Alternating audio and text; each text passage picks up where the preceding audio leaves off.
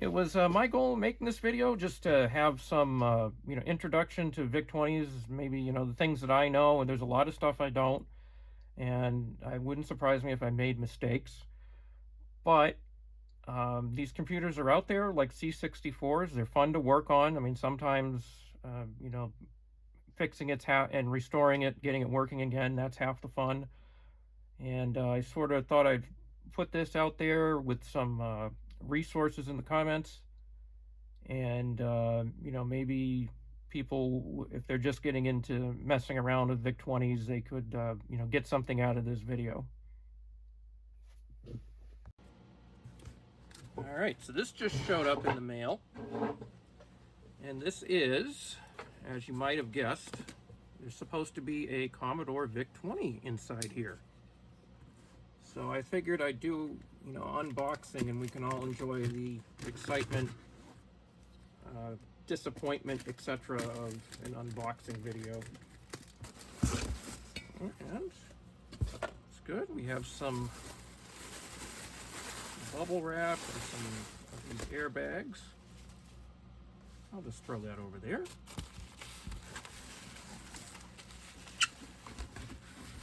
Yep, and I'll deal with that later. And so, to get it out of the bubble wrap. I shouldn't have put that knife away, but I think. There we go. Okay. And we have here one. This is one earlier model, what they call a longboard VIC-20. It's got, this is important to realize if you're new to VIC-20s, the longboard ones, which are the earlier ones made, they have this two-prong connector for power. And you can see on the back here, take a look, we have serial number. So this is probably, 82-ish or something like that when this was made. And we can see here, somebody did some modification. I believe that's probably to make a reset button. Actually, I think that might be the 5-volt line. So maybe they were powering something. Every VIC has a story to tell.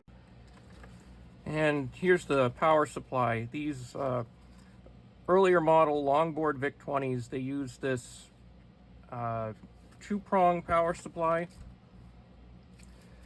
The later ones use the brick type power supply used for the C64, which moves some of the regulators, voltage regulators and things outside of the case. And that's for the cost-reduced C64 shortboard versions. These, as far as I know, are usually pretty reliable. The brick power supplies, the 5-volt, the brick power supplies, the 5-volt line often fails and it becomes a short and just starts putting 11 volts out of that. So you want to test those before you use them, but that's not what we have to deal with today, thankfully. All right, so plug it in. And the open unloaded voltage on these 11.72 volts with no load on it. Usually these are said to be 9-volt AC, but when I test them I get 11 point something volts. So that looks good. It's not some very high or very low number. And in this case, I'm using the composite output, which you just need a cable for composite output. If you want to use an RF output, you have to have the RF modulator, which is external to the VIC-20. Unlike the C64, it does not have an internal RF modulator. And those are, you can find them, you can see them, they're online. They're a little rectangular gray metal thing that plugs into the back, and then there's an output for the RF. The RF modulators that you find for the VIC-20 usually, in my experience, have failed capacitors inside. I think there's 2 capacitors in there. They're like 10 microfarads or something and 16 volts. I'm not exactly sure. It might vary from model to model because there's different types and versions of our VIC-20 RF modulators. But in my experience, once you replace those, they usually start working. In some rare cases, they have ceramic caps that don't go bad. Okay, so it looks like, surprise, surprise, we have a black screen. So I guess we're going to have to look at the inside. Yep, and there we are. Well, let's just unplug the keyboard.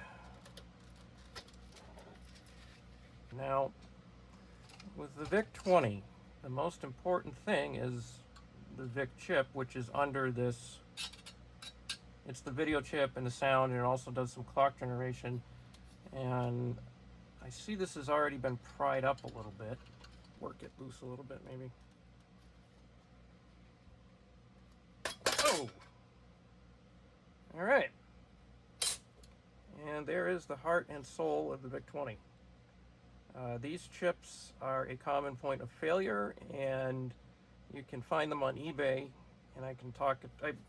You can find them sometimes on eBay for, I don't know, there's some on there now for $50. There's some from China, which I have ordered once. I think it was off AliExpress, but they sometimes show up on eBay. They have a date code of 4783, I think. And I had a good experience with that, other than the control paddles did not work, which this chip also measures the control. This chip also takes care of the control paddles for paddle games and things like that. And it, for some reason, the replacement chip didn't do that, but everything else seemed to work. Now, thankfully, somebody down in Australia has finally come up with a drop-in replacement for these, and you can find that on eBay. I haven't had a chance to get my hands on one yet, but that is sorely needed, because unfortunately these chips are the most common point of failure on these machines. At least it seems that way. Get a look at this fuse right here. Looks a little bit opaque. Could be corrosion. I ran into a C64 that didn't work because the fuse was corroded, and replacing the fuse actually made it work, which was nice. This one, I don't know. Of course, if it's blown, that could also be a bad sign, because something could have shorted out, maybe. You can see that the filament in there blew up and left, I don't know, black or silver stuff all over everything. This thing here, if you've never seen it before, is a heat sink, and they do move a little. There's a screw that's put in through a hole in the bottom of the motherboard, and I think what's under here is a rectifier, and it dissipates a lot of heat. And then up here, I believe that's a voltage regulator. I have to double check on that. This is a big heat sink for that as well. And your observation, as these logic chips here are MOS branded, which was Commodore's chip manufacturer, these 3 guys here. And on the C64, the MOS brand logic chips often have a higher failure rate and are frequently regarded as suspect.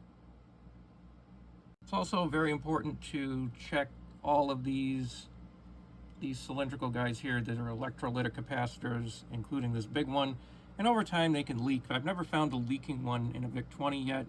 As I said earlier, they all seem to leak in the RF modulator, with rare exceptions, but it's something you want to look for, because that'll damage the board and cause corrosion.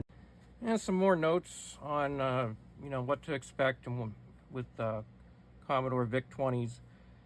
Inside this RF shield, where the video chip is, there's some other things to be aware of. There's these 2 potentiometers here, and sometimes if everything else is working right and the colors are off, or the VIC-20 doesn't seem to be putting out a good signal. Adjusting these is very often necessary. So just because you plug it in and get an ugly looking picture doesn't mean that the VIC chip or something else is automatically bad. It could be one of these is dirty, and you just need a small flathead screwdriver to come in and adjust it. This thing over here, this gray thing, is the crystal that generates the clock. It puts out a 14, or it's part of the clock generation circuit. This one puts out 14 point something hertz, and through the various magic of the clock circuit, it ends up being about 1 megahertz that goes into the 6502 processor. So that's what the computer runs at. It's not 1 gigahertz, it's just 1 megahertz. In some cases I've just removed these RF shields. They're soldered on in the back, and then I'll take and stick the top back on and flip it upside down, and you have yourself a tray for screws and things like that. Another important note: the switch here on these long boards often fails in a mechanical way. It just doesn't hold up to being thrown back and forth many times, and it's often very hard to move, especially if it's getting towards the end of its lifespan. And the newer short boards, I say newer, but the CR boards that use the Commodore power supply, they just have a regular Commodore like switch, and that seems to hold up very well. But this switch itself can often be a point of failure. And I've just noticed something. This capacitor here, C58, looks a little damaged, and right over here under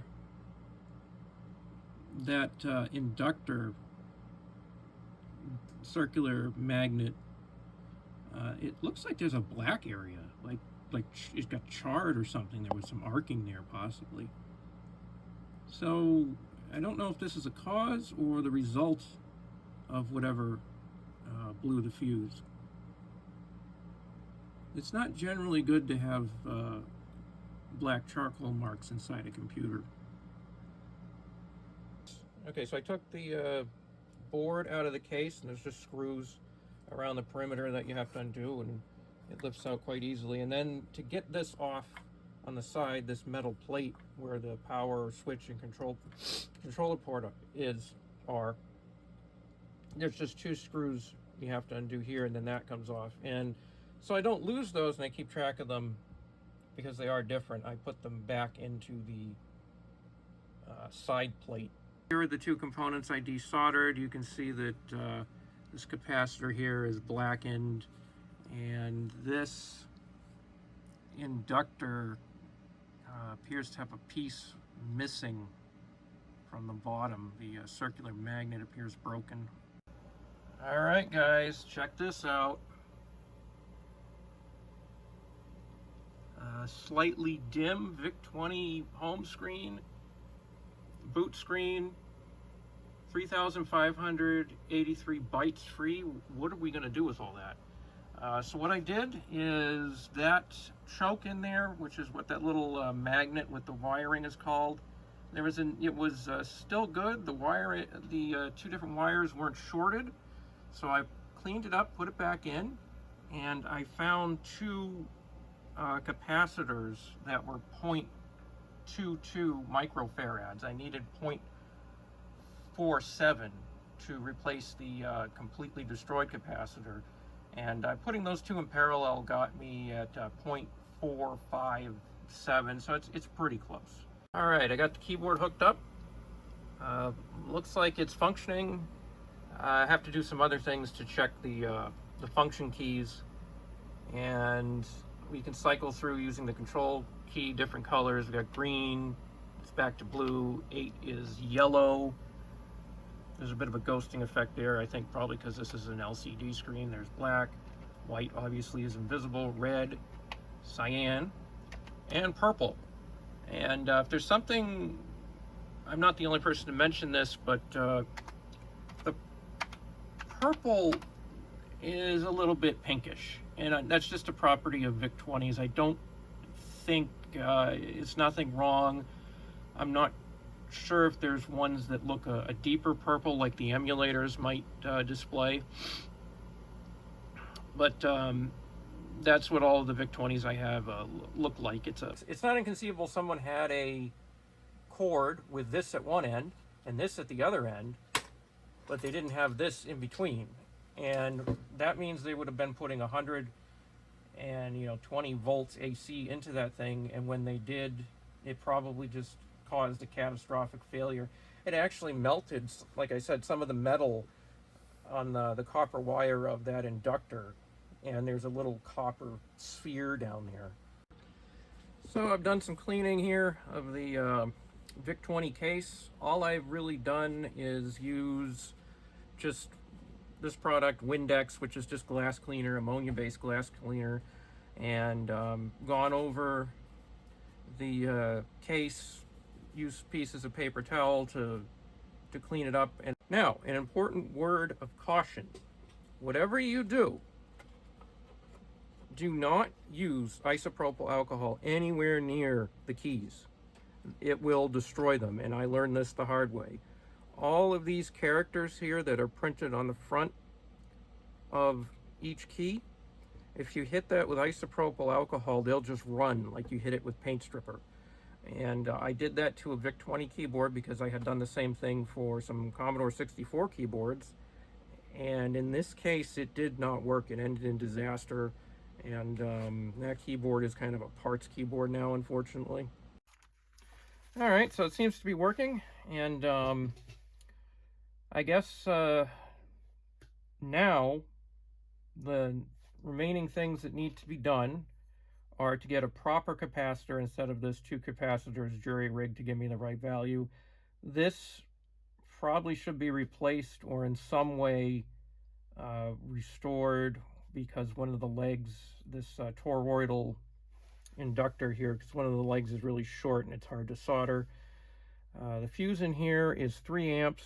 Its specification for the VIC-20 is a 3.15 amp fuse, but I'm going to say 3 amps is probably good. It's a little bit on the low side. You definitely don't want to go a little bit on the high side. And I think what I'm going to do is not go through and recap everything and that sort of thing. I'm probably going to do a little more testing, fix that, clean this, put some heat sinks on the VIC chip here. I don't like running it without heat sinks because it heats up, and I think the heat sinks probably maybe help it live a little longer. Down in the comments, there's links to various VIC-20 resources. There's Ray Carlsen's excellent VIC-20 troubleshooting guide. It's just a text file, but it's very good. There's Adrian's Digital Basement, and he's done an enormous number of Commodore repairs, and he's done a number of VIC-20 repairs. If you go and type in VIC-20 to search among his videos, you should find them there. I put a cartridge in and got the keyboard hooked up. I said start. There we go. And this is Centipede. It's a cartridge game. Looks like the joystick works. My little character there seems to move in 360, seems to move in all 4 directions. The firing button obviously works. There's that nasty scorpion and the thing that creates more mushrooms. And the close, there you go. Yeah, the closer that spider is when you shoot him, the higher the points. And it appears the sound works. This is what the game is supposed to sound like.